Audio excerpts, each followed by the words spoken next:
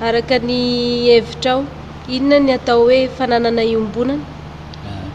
Araka an'izay fananana iombonana zay io dia zavatra anagnana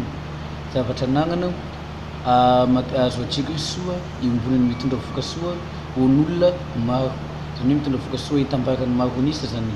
Araka mbola hijerena lalandalina kokoa dia fananana na soa iombonana tompoina na misoratra amin'olona roa na mihoatra. Inona araka ny hevitrao inona ny antony hanajana ny fananana iombonana?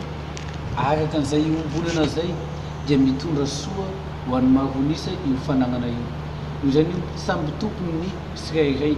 Noho izany io sisy tokony afaka manimba an'izay satria raha manimba ny anankiray dia miteraka fahatiantoka ho an'ny anankiray. Ka noho izany no rehetrarehetra samy tompony dia mila hajaina ny fananana iombonana.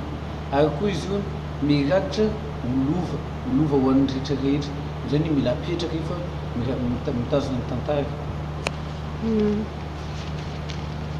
Inona ny sosokevitra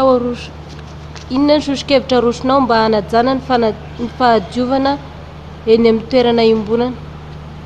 Ankoatra ny fampafantaran'olona fa izaina ny soa iombonana na ny fananana iombonana dia misaraka mba asiana apetraka ny karazana famantarana ny zavatra anankiray na dia efa fantatra aza dia mbola asiana karazana famantarana mitovy amin'ny panneau ngamba azo ilazana azy. Ohatra hoe rehefa misy tetezina dia misy sarina tetezina eo amin'ny panneau, dia rehefa misy fananana iombonana dia saraka mba asiana famantarana ohatray mba hahatonga sainan'ny olona na dia efa fantany aza mba hamerina ny eritreritrany. Dia eo ny fametrahana fikojakojana na vondron'olona fikarakarana ny fananana iombonana. Tratra betsaka tompoko.